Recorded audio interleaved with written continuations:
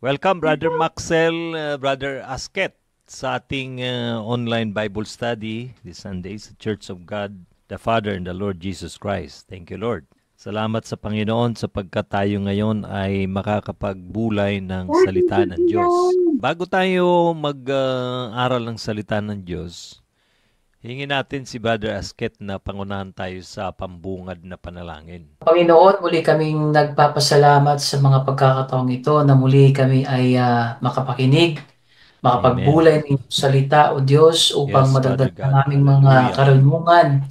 Upang Amen. sa mga karunungang ito'y lalo kaming pagtumibay sa aming pananampalataya sa iyo. Gabayan mo ang bawat Amen. isa sa aming sharing sa araw na ito at sa Amen. mga makikinig. Tulungan mong maging bukas ang kanilang mga puso, Amen. na maging bukas sila sa katotohanan at hindi sa anumang aral na kanilang kinamulatan, kundi Amen. bumaling o Diyos ang kanilang mga puso at isipan kung alin ang totoo at naaayon sa iyong Yes, Lord. salita. Touch their heart, Lord. Open their Hallelujah. eyes. Sa mga pagkakataong ito, lubos naming pinagkakatiwala sa iyo ang lahat sa pangalan ni Jesus. Amen. Amen. So our topic today, what is great tribulation? Or tinatawag itong great distress. In Matthew chapter 24, in verse 21, for then there will be great distress unequaled. Okay, so in other version, ito ay Great Tribulation sa KGB. Yan kasi ang ating usually nababasa. Matthew 24:21. For then there will be great distress unequaled from the beginning of the world until now, and never to be equaled again. If those days had not been cut short, no one would survive. But for the sake of the elect, those days will be shortened. Ito yung dahilan kung bakit mapapansin nyo sa 36, bakit hindi alam ng Panginoong Sukristo yung araw at oras. Because in those days will be cut short or cut off dahil for the sake of the elect. So the time of this tribulation is adjustable. Okay? That's the answer why Jesus Christ in verse 36, He doesn't know the day and hour. Now, what is this great tribulation? In Daniel chapter 9 verse 26, we will read here. Because this is the parallel verse, Daniel chapter 9. Okay, alam niyo ito mga Matthew, ang mga parallel verse yan, ibibigay ko ang mga parallel verse, ito ang pag-aralan natin. Usually, nang tayo nasa dati nating pananampalataya, doon lang tayo nagpo-focus sa isang aklat. Ito, gagamitin nating lahat. Kasama dito ang Zechariah chapter 14, okay? Daniel chapter 9 and 10, okay? Revelation chapter 7, Luke 21, so Matthew 24 and Mark 13. Magkakasama yan, ha? Tapos 1 Thessalonians chapter 4, 2 Thessalonians, magkakasama yan. Okay, so now, what is this great tribulation? Okay, Daniel chapter 9, babasahin natin ito. Ito yung hula doon sa Daniel. Ito kung tawagin ay Great War. Okay, basahin mo yan, Brother Maxel. At pagkatapos ng 62 Ayan, dyan si Brother sanlinggo, Gar. Praise the Lord. mahihiwalay ang pinahiran at mawawalaan ng anuman at gigibain ang bayan at ang sangtuaryo ng mga tao ng prinsipeng darating at ang wakas niyaon ay sa pamamagitan ng baha at hanggang sa wakas ay magkakaroon ng digma o pagkasira ay ipinasya na. Mayroon tinatawag ditong wars. In English, Brother Asket, can you please read that in 926? Sabi dito, and after the 62 weeks, an anointed one shall be cut off and shall have nothing. And the people of the prince who is to come shall destroy the city and the sanctuary. Its end shall come with a flood, and to end there shall be war. Desolations are decreed. Yun. So, war. Ganon din yan sa chapter 10, verse 1. Okay, I'm gonna read to you the verse. In the third year of Cyrus, king of Persia, a revelation was given to Daniel, who was called Belteshazzar. Its message was true, and it concerned a great war. Yon, great war. The understanding of the message came to him in a vision. So yon, ang great tribulation pala ay great war. So, hindi siya basta-basta. Kaya ang Great Tribulation matindi to. Ngayon, where is the center of the Great Tribulation? Okay, babasahin natin sa aklat ng Luke. Lahat ito, bersikulo mga kapatid. In Luke 21 verse 23, how dreadful it will be in those days for pregnant women and nursing mothers. There will be great distress in the land and wrath against these people. These people ay yun yung Jerusalem sa verse 24. Luke 21, 23 hanggang 24. They will fall by the sword and will be taken as prisoners to all the nations. Jerusalem will be trampled on by the Gentiles until the times of the Gentiles are fulfilled. So the center of Great Tribulation is not worldwide. The world will be affected. Okay, magiging apektado ang buong sanglibutan nito dahilan sa war na mangyayari dahil ang description ni Zechariah tungkol sa war na ito, kumbaga parang chemicals ito Babasahin natin yan dahil matutunaw ang mata ng mga kalaban niya. Babasahin natin yan. At matindi ang mangyayari. Sabi rito, ipinakita na sa chapter 14 ng Zechariah the image of the earth. And that is also showed in Matthew chapter 24 and Zechariah 14:12. This is the plague in which the Lord will strike all the nations that fought against Jerusalem. Their flesh will rot while they are still standing on their feet. Their eyes will rot in their sockets, and their tongues will rot in their mouths. On that day, men will be stricken by the Lord with great panic. Each man will seize the hand of another, and they will attack each other. Judah too will fight at Jerusalem. The wealth of all the surrounding nations will be collected, great quantities of gold and silver and clothing.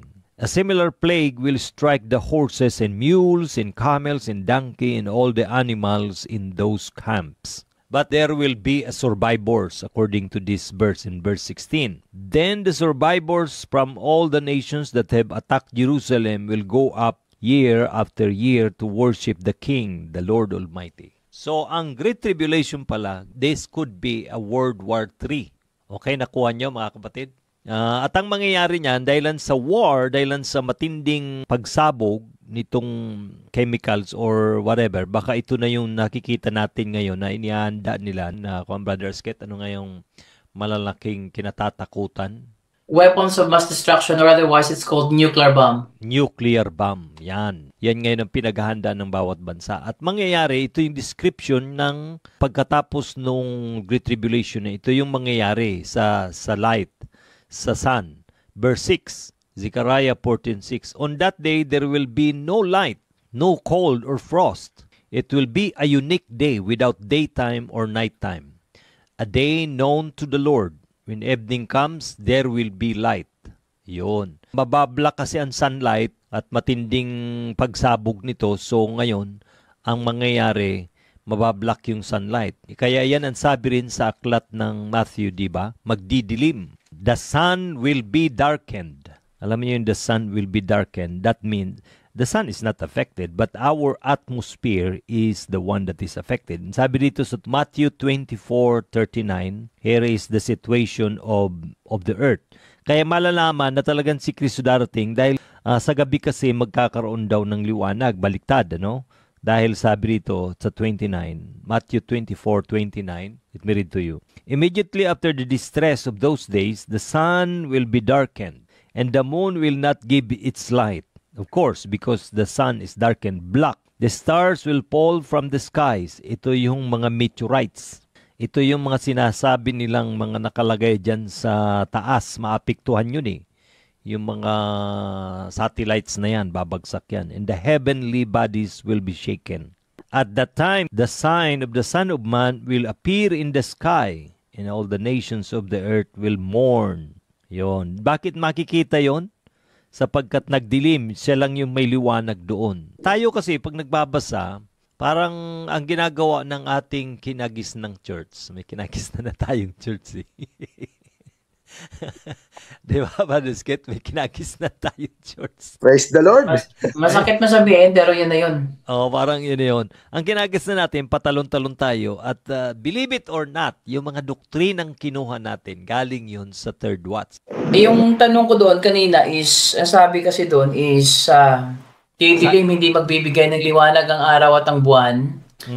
At kasi alam naman natin ang Bible is sometimes, if not allegorical, it's sometimes metaphorical. Ang tanong ko doon is, ang approach ba ng Bible doon is metaphorical? If it is metaphorical, paano natin yan ipapaliwanag in our modern times? Because people nowadays doesn't believe in metaphor. They would rather go scientific method or explanation. Yeah, that's scientifically, Isaiah, that's the explanation. So, kung scientific yan, ano ang scientific term mo dyan? Yan bang tinatawag na nuclear fall-off? No. Kasi sa pagsabog, mayroong dust, di ba? Ang ground, magkakaroon ng malaking dust. Parang, alam mo yun, ang sumabog yung pinatubo, parang nagdilim noon, di ba? Dahil yung atmosphere, nakarating yung ashes, di ba? So, that in the same way. Babasahin natin yan sa Isaiah 5 verse 13. They will growl over it on that day, like the growling of the sea, and if one looks at the land, behold darkness and distress, and the light is darkened by its cloud. Yun. So yan talaga ang mangyayari. The light is black dahil magkakaroon ng, alam mo naman ang giyera, di ba? Masyadong mausok. That is not worldwide. That is in Jerusalem. Dahil doon siya bababa, di ba? Doon ang Panginoon bababa. So that's a certain because the center of Great Tribulation is in Jerusalem. Kaya ang sabi ng Panginoon, pag nakita ninyong nakaupo, ito yung context sa verse 15. Let's go to Matthew 24:15. So when you see standing in the holy place the abomination that causes desolation is spoken of through the prophet Daniel, let the reader understand. Ito yung desolation. Ito yung ang gagawin ni Antichrist. Siya kasi magpo-proclaim na Christ eh. Kaya si Kristo darating. Alam nyo sa Thessalonica, sa 2 Thessalonians, papatayin niya yung Antichrist. Dito ipinakita ng Panginoon sa verse 15 na talagang sa Jerusalem ito. Dahil meron silang makikita eh. Merong palatandaan na magkakaroon ng Great Tribulation na dahil na nakaupo na daw yung isang tao na sinabi ni Daniel. Di ba? Nabasa ninyo? Nakukuha nyo ba ako? Amen. Yun yung nasa Daniel na sinasabi na that causes desolation, na mag-aangkin siyang Christ. Kaya ito yung magnanakaw na hinihintay ni Jesus Christ. Ito yung tinatawag na magnanakaw na sisira ng kanyang bahay. Balikan natin yung sa Daniel, ano? Balikan natin yung sa Daniel, kung sino yon. Yun yung prince na darating. Itong taong ito, sa verse 26, the people of the ruler who will come will be destroy the city. Yan ang number 1 kalaban ngayon ng Jerusalem. Yan manggagaling ang Antichrist. Uupo yan doon. Magse-set up siya ng abomination. Doon sa temple na itatayong isang pang templo. Okay? Na ngayon ay pinaghahandaan na nila. Di ba sabi, war will continue? Kaya ngayon, the war is continue, right? Amen.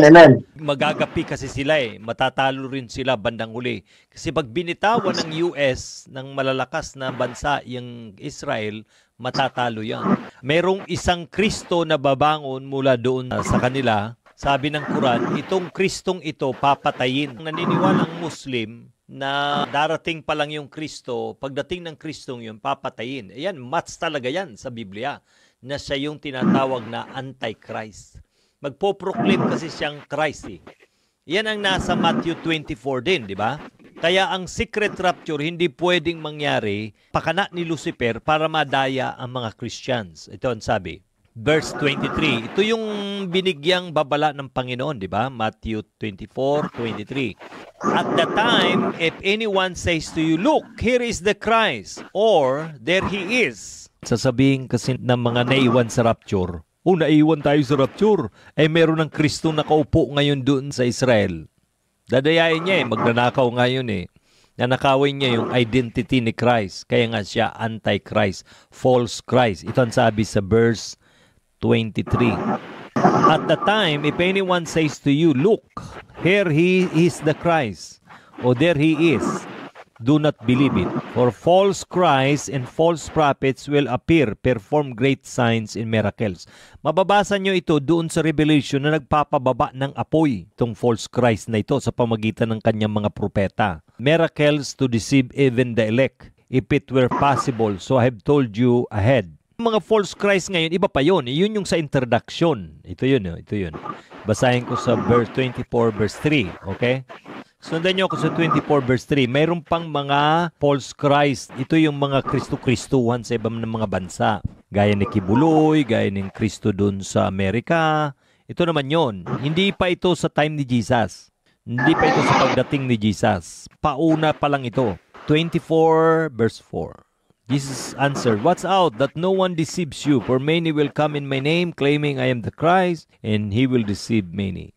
Yan, ito pa lang yung pasimula. Iba pa yung dadarating. Na ito yung sinasabi ni Apostol Pablo dito sa ikalawang Tesalonica. Dahil hindi daw darating si Kristo hanggat hindi lumalabas itong antikristong ito. Dito sa 2 Thessalonians, di ba? This is pertaining, Paul is also talking about the second coming of Christ. What will be the situation, okay? 2 Thessalonians chapter 2 verse 1. Concerning the coming of the Lord Jesus Christ and our being gathered. Tandaan nyo yung salita, being gathered. Ito yung pagtitipon. Ito yung sabi ng Panginoon na titipunin ang mga alagad niya sa apat na sulok ng mundo. East, west, south, north.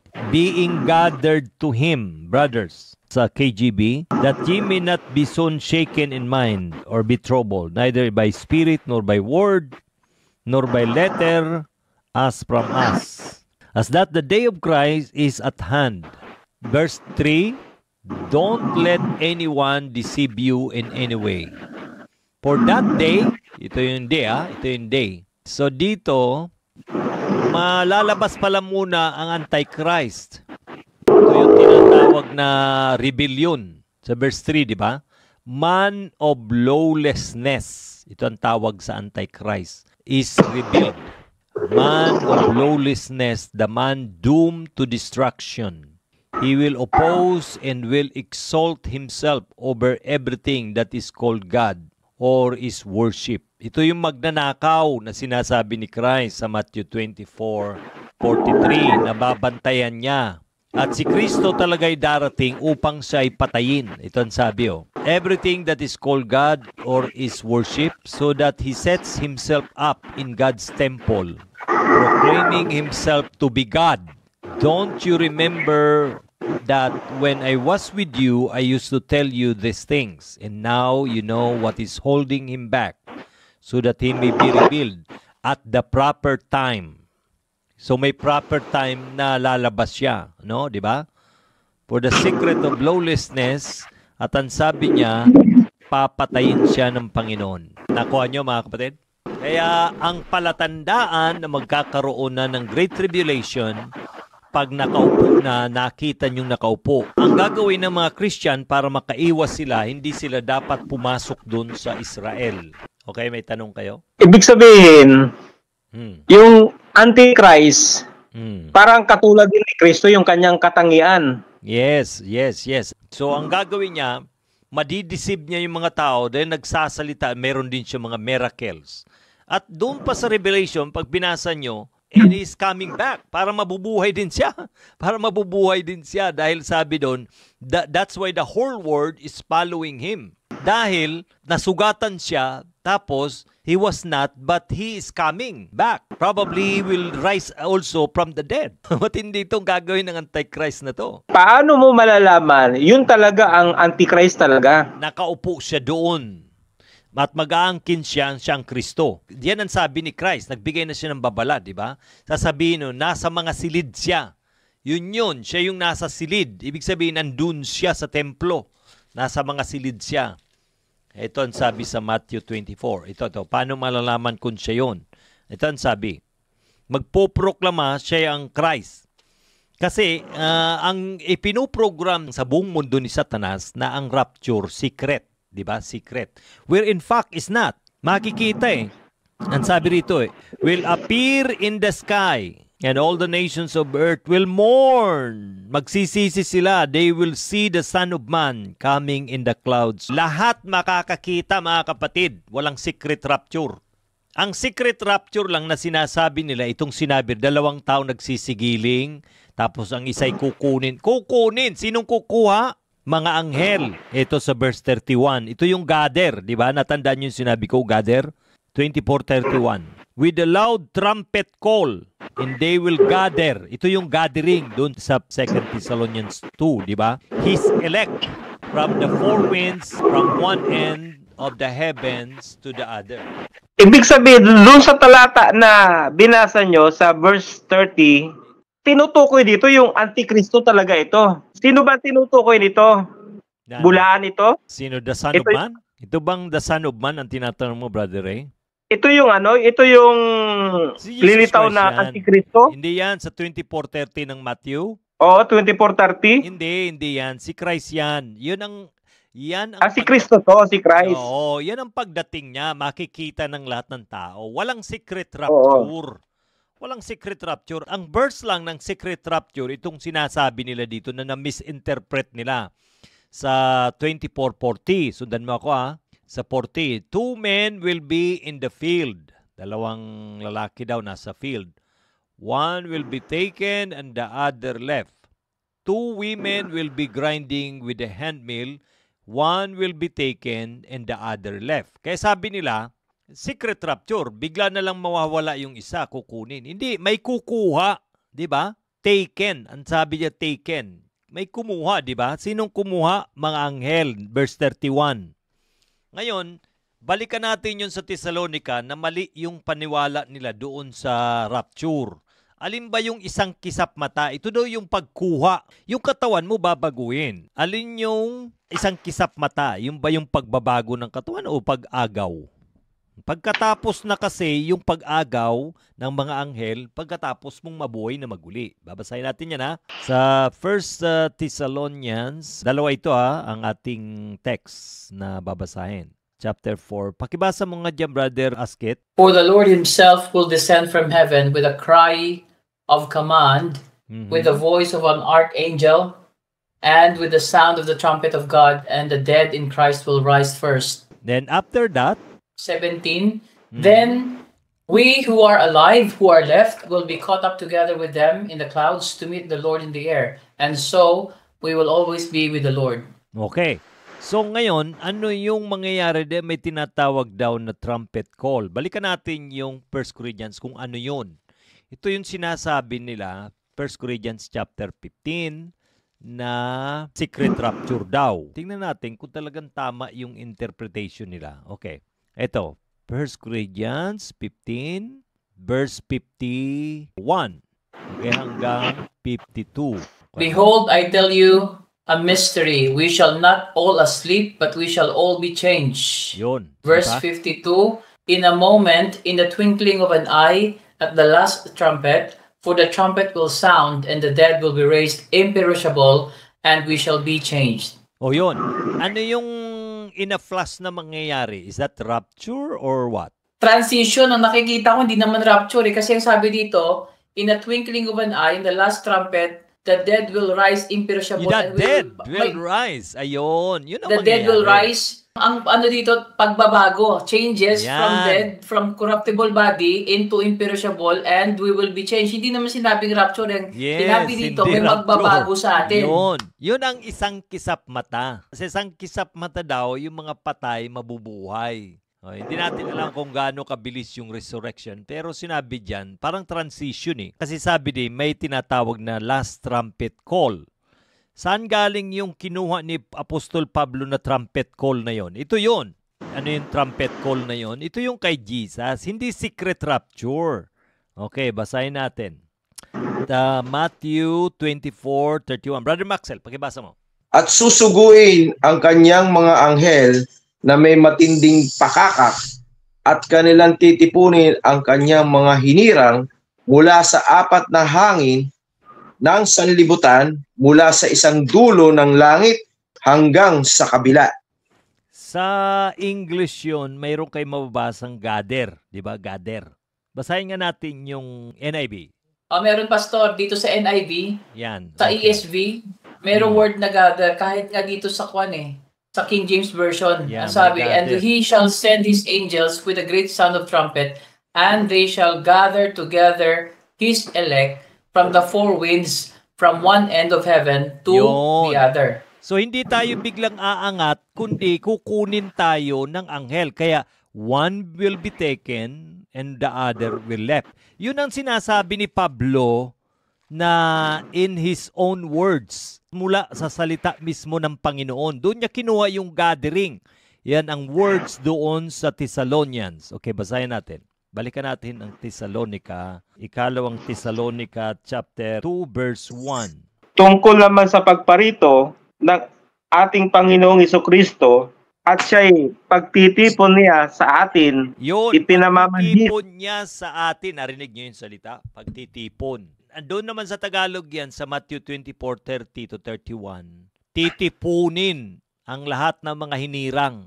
So, nakuha nyo, di ba? So, yung tinutukoy dito ni Apostol Pablo at si Christ at si Apostol Pablo, hindi magkaiba. Doon kinuha yung archangel na trumpet call ni Pablo sa 1 Thessalonians chapter 4 verse 16.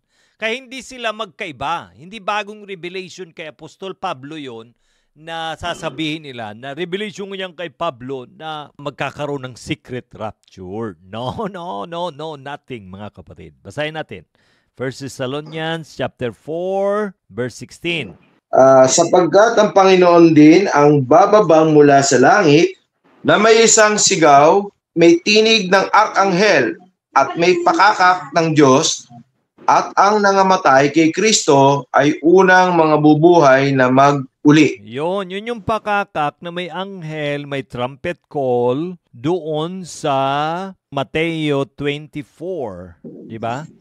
So ngayon, after that, yung sabi, pagkatapos daw ng rising from the dead sa verse 16, yung rapture, yung pag-agaw, after na ng resurrection. Di ba? So yung kisap mata ay sa pagbabago ng katawan. Sa isang kisap mata.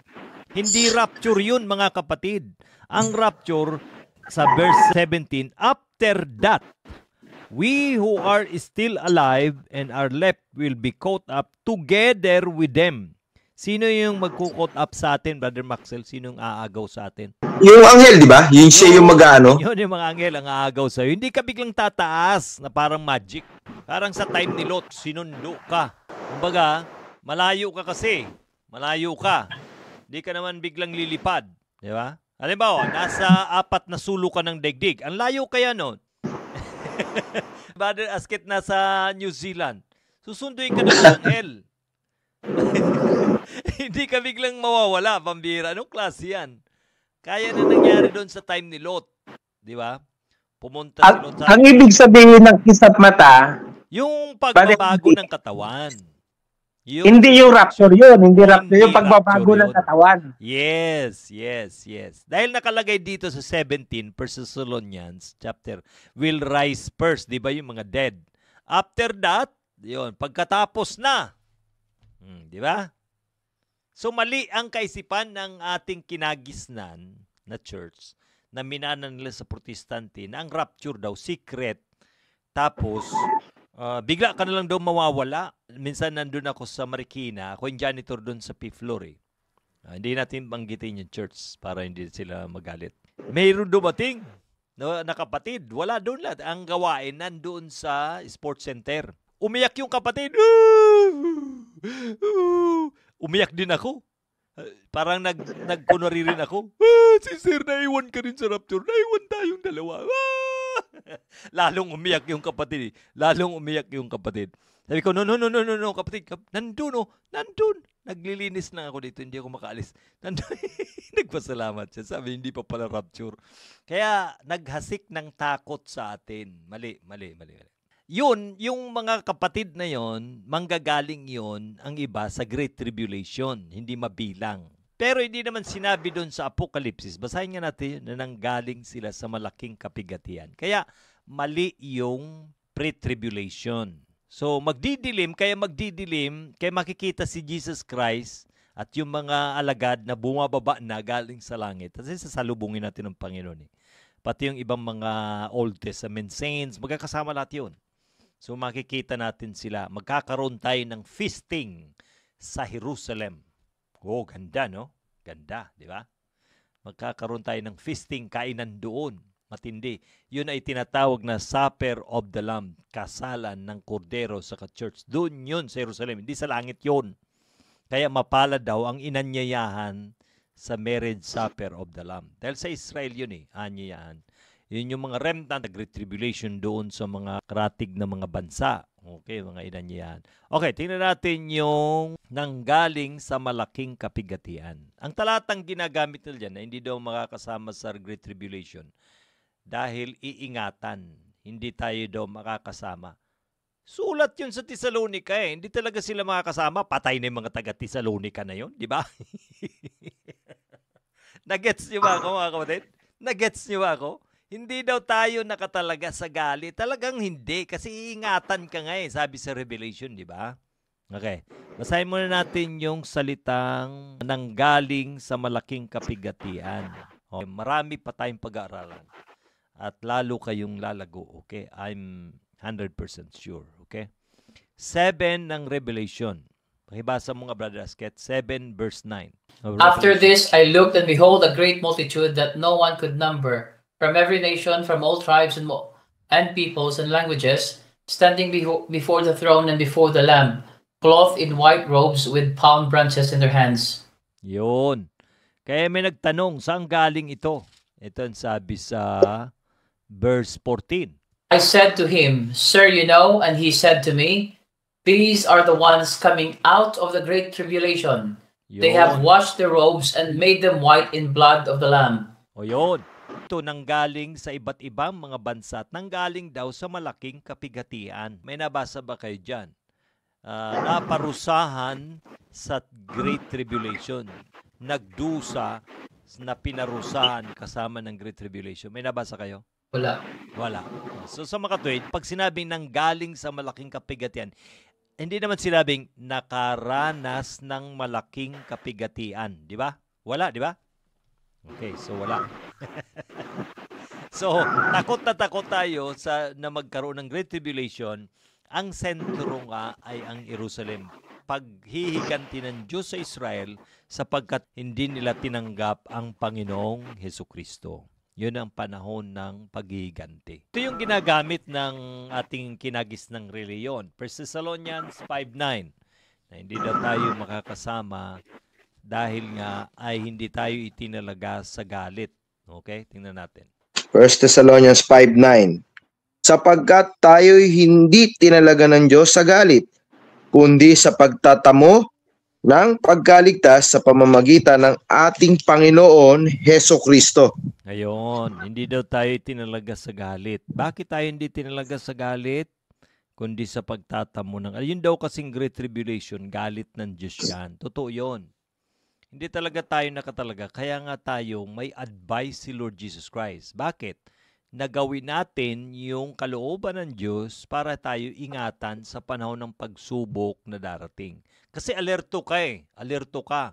Basahin muna natin yung iingatan tayo. Revelations 3:10. Since you have kept my command to endure patiently, I will also keep you from the hour of trial that is going to come upon the whole world to test those who live on the earth. Yun. Ito yun. Yung malaking kapigatian yan, pagsubok na darating sa buong sanglibutan. Iingatan daw tayo. Kaya tayo hindi nakatalaga sa galit. Kaya tayo pinaglilingkod sa Diyos, na tayo mag-testify. Kasi ganitong mangyayari, pag hintatanga-tanga kang Kristiyano, sorry to say that, ito ang gagawin mo. Pag makita mong nakaupo doon ng Kristo, pupuntahan mo yan, tatatakang ka ng Antikristo. Follower ka na niya. Pag follower ka na niya, sino mang tatanggap ng tatak nitong Antichrist na ito, mag-iinom ng galit. Kaya pati hirang pwede niyang mailigaw eh. Grabe ang gagawin ng Antichrist na ito. So, kaya tinatawag siyang man of perdition. Kaya sabi ni Christ, pag nakita niyo siyang nakaupo doon, so yung sinabi ni Daniel, unawain ang bumabasa. Ngayon, huwag kayong pupunta doon sa bayan, tatakas kayo. Dahil delikado. Dahil alam nyo, pag nakita na nila ang Christ na nakaupo na doon sa Jerusalem, want to see the Christ. Do you get what I mean? Oo, lahat yan. Dahil sabi niya, ako ang Kristo na hinihintay nyo. Secret rapture, dumating na ako. Hindi kayo na rapture. So ngayon nandito na ngayon ako. Sasambahin nila yon. Madadaya niya, ayon sa Revelation, madadaya niya ang buong sanglibutan. Ang sabi, then, kaya sabi yung then, galing sa 15, Matthew 24:16. Then those who are in Judea flee to the mountains.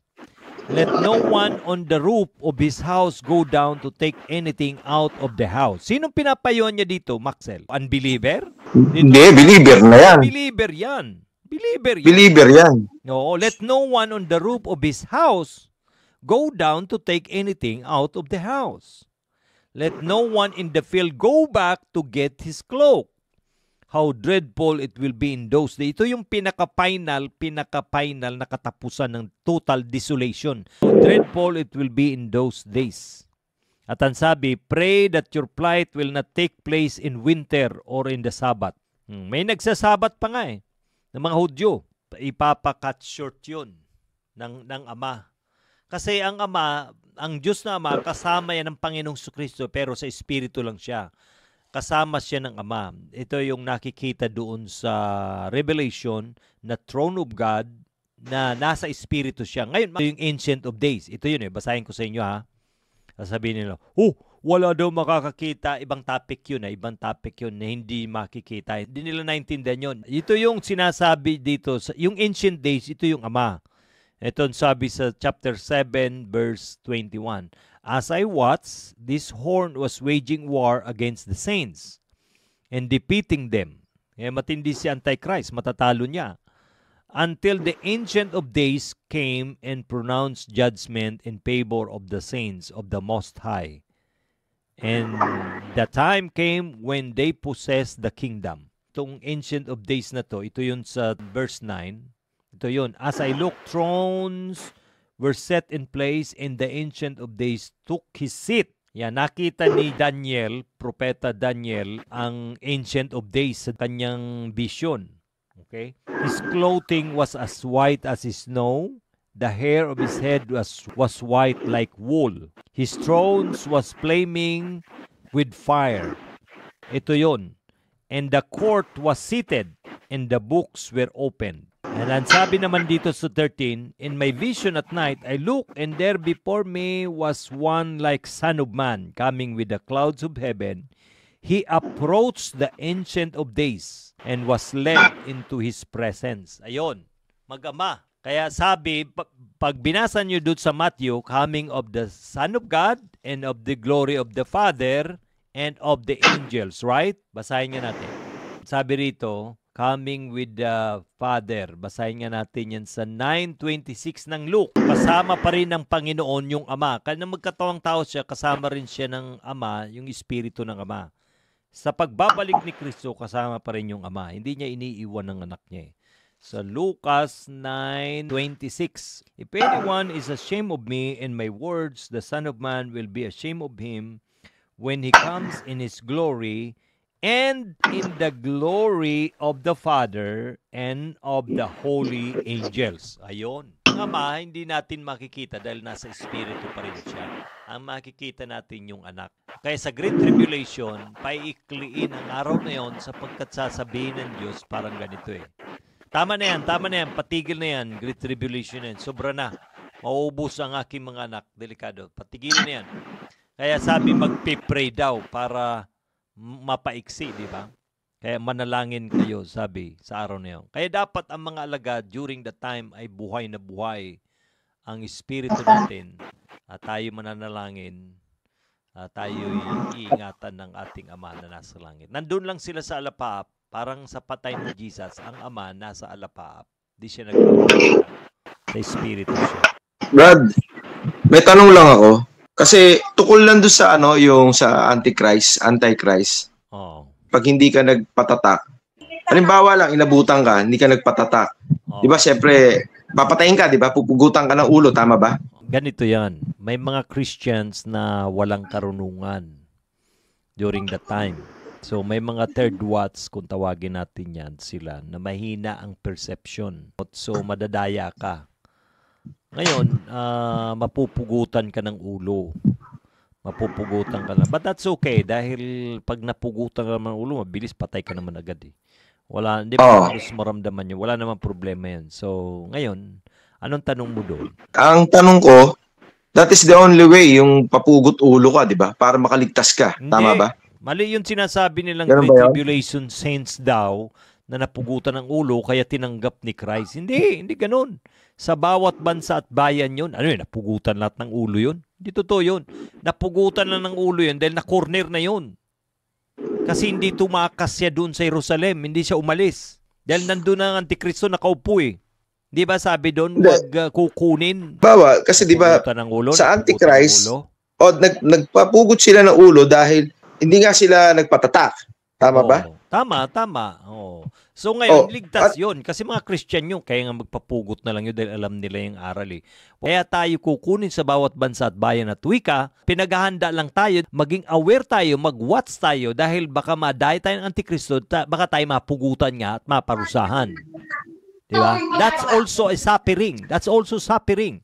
Imagine if you are in Jerusalem and during the time pumunta ka doon, anga ka dahil na dumating na yung Kristo. So ngayon ang mangyayari, pag Great Tribulation, tatamaan ka ng... Nuclear. edi ang kanina parusahan ka, ayaw ng Diyos ng tupa, maparusahan. Di tayo tinalaga sa galit eh. Kaso kailangan turuan ka.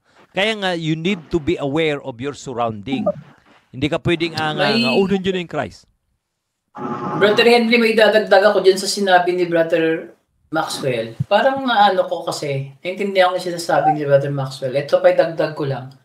Sa dati nating kinabibilangan, binanggit doon ng isang obispo noon na ang pagpapapugot ng ulo sa Israel lang daw yan. Hindi yan sa mga hintil. Ngayon? Hindi ka naman Israelita Na-believer. at naiwan ka sa rapture, ay parang wala kang kapag-apag-asa dahil kahit ang pugot ulo, hindi ka pala pwede doon, hindi ka entitled doon. Mapalad pa nga yung mapupugutan ng ulo dahil diretso sa langit yan eh. Ang problema, kung hindi ka pugutan ng Pero ulo. may nagbanggit niyan dati, ewan ko lang kung nakatch yun ng iba na Hindi ko ang pagpapapugot daw ng ulo sa Israel lang yun. Hindi ko na-catch yun. Kasi may iba-ibang turo din dyan ang eschatology dyan sa ating kinagisnan na yan. At least nagising pa rin tayo dyan sa pananampalataya sa Panginoon. Hindi natin sinisisi yan. May tanong lang ako, Brother Henry. Sige, tanong. Padre Ray. Idudugtong ko lang yun sa tanong ni Brother Maxwell. Yung katulad yung nagtanong si Brother Ezekiel. Yung sinasabing pupugutan dun sa ating kinagisnan kasi, yung sinabi nyo, bigla ang pupugutan, di ba? Oo. Ay sabi ng iba dun sa eschatology na tinuturo nila, ang pagpugot ay utay-utay lang. Version na nila yun. Hindi na version ng Bible yan. Hindi natin alam kung paano ang pagpugot nila. Huwag tayong gumawa. Wala naman kasi nakalagay doon kung paano pupugutan ng ulo, kung biglaan ba o dahan-dahan. Hindi, may ginamit pa silang term na salita ng pagputol hindi biglaan Narinig ko rin yan. Sa takot lang kasi yung mga kasama natin na membro na magtapat sa pag-iikapo, sa pagbibigay, para hindi sila mapugutan. Dahil may iwan ka daw sa rapture pag hindi ka tapat sa tithes and offering. Grabe ang pananakot ng mga yan eh. Ikaw daw hindi gaano dumadalo. Paano ba naman kung hindi ka siguro dumadalo dahil sobrang hirap mo na, wala ka ng pampamasahe? Ano ba ang si Lord? Masyado bang ganun si Lord? Nabasa nyo ba na itong si Lazaro, araw-araw sumasamba yan sa templo? Wala nga eh. Mahirap si Lazaro, pero believer siya by heart. Ang problema lang talaga, isang doktrina, pero iba-iba ang paliwanag. Kasi dinadagdagan nila yung Bible. Wala silang... Dapat wala silang fix na Oo, wala silang fix na doktrina. Kasi nga... Kaya dapat talaga sa atin, ang doktrina natin, isa talaga ngayon, brother. Isa na ngayon tayo, doktrina, okay? So, kaya kung may tanong wala tayong maraming mga halimbawa na dapat i-halimbawa idiin talaga yung iisang doktrina. Tama yun, tama yun. So yan, gagawin natin yan. At isa sa libro rin natin yan. At ito, sa biyaya ng Diyos, ay napagsusugpo natin kasi lahat-lahat. Revelation. Sila kasi, pumupokus lang doon sa isang talata. Distraction yan kasi may paliwanag yun doon sa kabila. Bakit sa isang talata ka lang? Kasi nga, kinulong sila ng aral ng protestante. Kinuha nila yun doon Kaya hindi na nila madadagdagan yun kasi nasa aklat na yun kumbaga, luto na yun Nandun na yun sa isang libro. Hindi mo nadadagdagan yun. Natatakot din sila dahil hindi rin nila alam yun. Di ba, Brother Skate? Hindi niya rin alam yun Tama. hindi niya alam yung Zechariah, hindi niya alam yung sa Daniel, hindi niya alam nakarugtong pala yun. Kung tawagin niya ay parallel verse. Kaya kailangan hindi magkontrahan yan. Ang ginagawa nila, kumukontra dun sa iba. Paano naman yun? Kaya nagkakaroon ng katanungan. Kung tayo po ay pre-tribulation, rapture, bakit mayroong doon sa Revelation na pinaputi pa daw yun? Mas magaling ka pa ba doon? Mas magaling pa ba tayo doon? Pinaputi ngayon sa dugo ng kordero? Galing daw yun sa Great Tribulation. Ano yun? Ang tawag na lang nila doon, post-tribulation saints. Tribulation saints, mga naiwan down, nagpapugot, ganito, ganyan. Naligtas daw yun dahilan sa pagpapapugot. Hindi naman ganun. Ang kaligtasan ba pinaghirapan? Kailangan magpapugot ka para masabing ligtas ka? Hindi. Ayaw nga ng Diyos na mangyari yun. Kaya pinapapanalangin. Huwag pupunta dun sa Jerusalem dahil pag nakita ninyo, may makikita kang mga signs. Kaya sinulat ito para may makita tayo na halimbawa, ang ginagawa nila, secret rapture. Bulag ka na doon sa secret rapture, wala ka nang pakialam sa sanglibutan. Bigla na lang darating si Jesus, hindi natin alam. Okay, wala man lang tayo makikita. Bigla lang siyang bababa sa langit. Yan ang kabubuhan yan. May binigay si Kristong halimbawa na makikita ka para tanda na talagang parating na siya pababa na bakit ka mag-speculate? Temo ngayon ang happy rapture, nasaan na? Walang nangyari. Dahil mali sa eschatology ng Biblia. Hindi kumpleto ang binigay na impormasyon sa atin. Kulang tayo sa bersikulo. Di ba, mga kapatid? Hindi, doon pa lang sa unang Bisanolika ay mali na doon sa pagkaunawa Oo, ngayon lang nabuksan, di ba? So, yung palang isang kisap mata, sa kanilang isang kisap mata, dahil narinig nila sa protestante, yun yung video. Yun ang ginagawa ng secretary. Hindi ganun ang pagdating ni Kristo. Makikita siya. Makikita siya. Yun naman daw yung second phase. Walang second phase. Wala nung pinagsasabi nila. But madalit salita, dapat magsipag-ingat doon sa ganung aral. Yes, dahil madadaya ka. Dahil, pwede kang madaya. Dahil sabihin mo na iwan ka sa rapture Diba sa Revelation, makikita siya ng lahat ng tao. Brother Henry, may isa na lang akong question. Okay. Para maano ng mga viewers kung ano ba solusyon. Halimbawa, di ba pagdating ng Antikristo, halimbawa lang, ano ba yung talagang tunay na solusyon? Halimbawa, kung naiiwan ka lang sa rapture, ano ba yung last mo na gagawin? Pagtupa ka ng Panginoon, paglingkod ka, lahat yun hindi mabilang nga dun sa Revelation Pag hindi ka niya ni-rapture, talagang hindi ka sa Diyos. Ang isip kasi natin, basta magpuyat lang tayo, dun daw tayo ra-rapture. May nababasa ba kayo na pagka kayo puyat na puyat, saka kayo ra-rapture, yung hindi nagpupuyat, hindi mara-rapture? Saan sa Bible yun? Kaya ka nagpupuyat, nagwa-watch, ibig sabihin nagbabantay, binabantay mo sinabi ni Kristo na wag kang pupunta doon sa Jerusalem. Yun ang pagbabantayan mo doon. Babantayan mo, sabi ni Pablo, pag nakita ninyong nakaupo, yung sabi ni Christ, yung hindi dapat doon na nakaupo, yun, wag na kayong pupunta doon sa Jerusalem. Wag siyang ipapalo. Wag siyang ipapalo sa cellphone, sa media. Wag siyang ipapalo. Dahil sasabihin niya, ako ang Christ. Kalaban pala yun. Yun ang sabi ng kalaban ngayon na number 1 kalaban natin na hindi natin babanggitin. Sabi niya, ang Kristo nila ay papatayin. At totoo yan. Yan ang sabi sa Thessalonica. Yun ang papatayin ni Jesus Christ. Yung Kristo nila, yun ang tatanggapin ng Israelites. Because they don't like the true Christ, Jesus of Nazareth, so they will accept this Christ from other religion. At mangyayari, a-adapt nila yung religion nila. Matatalo sila. Yung secret rapture, pakana ni Lucifer. para madaya niya ang buong sanglibutan. Brother Henry, wala naman akong tanong, no? Pero siguro idadagdag ko lang dun sa sinabi mo para kay Brother Maxwell. Siguro ang buod niyan ay, ang ibig sabihin ay, ang Diyos hindi talaga nagtatangi. Di ba kagaya ng sinabi mo sa akin nung isang araw, Brother Henry, na sinaway ng mga apostol ang mga nagpapalayas ng demonyo. At sinabi ni Kristo, hayaan mo sila. Kasi pag sila hindi laban sa atin, sila sa atin. Tingnan mo dyan, sa ganyang kaliit na ilustrasyon sa talata sa Biblia, pinapakita lang ni Kristo dyan, Christ has nothing to do with religion eh. Oo, tama. Hindi yung walang pakialam si Kristo sa sekta kung saan ka napabibili. Yes. Ang pinapakita ni Kristo doon, hangga't nakasentro ka sa Diyos. Amen. Hangga't nakasentro ka sa Diyos. Yun ang mahalaga para sa Kanya. Amen. Kasi, palitan na natin ang mentality na natutunan natin sa dati nating pananampalataya na kumbaga may exclusivity. Yun. There is a reason why they do that. Dahil mababawasan ng offering eh. Kasi pagka lumipat ka, hindi ka na naging active.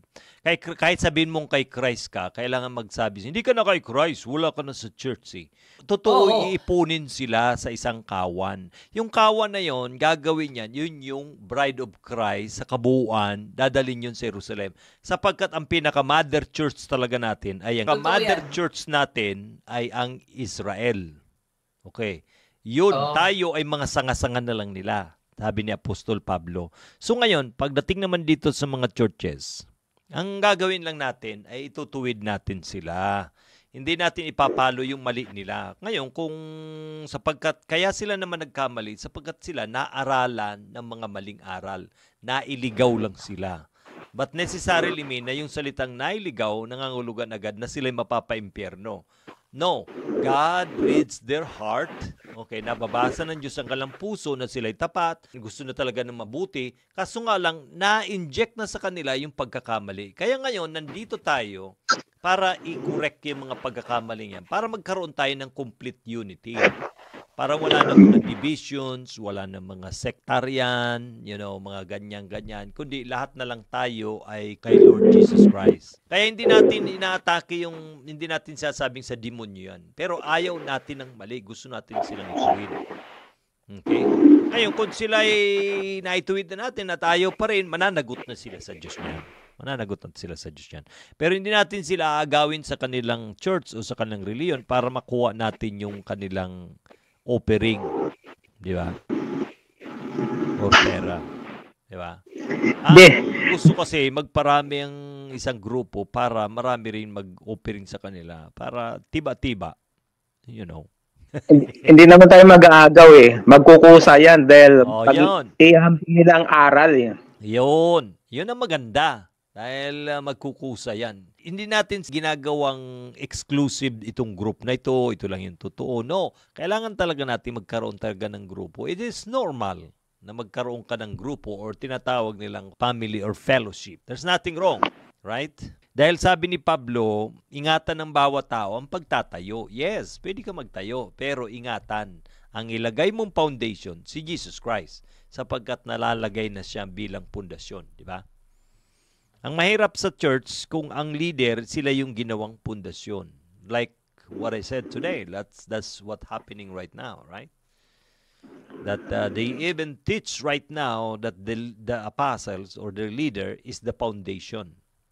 Tawagin lang yung foundational apostle, which is wrong. Sige, God bless sa inyo and wakasan tayo ni Brother Maxwell sa pangwakas na panalangin. Praise the Lord. Hallelujah. Okay, pray. Hallelujah, praise the Lord. Hallelujah.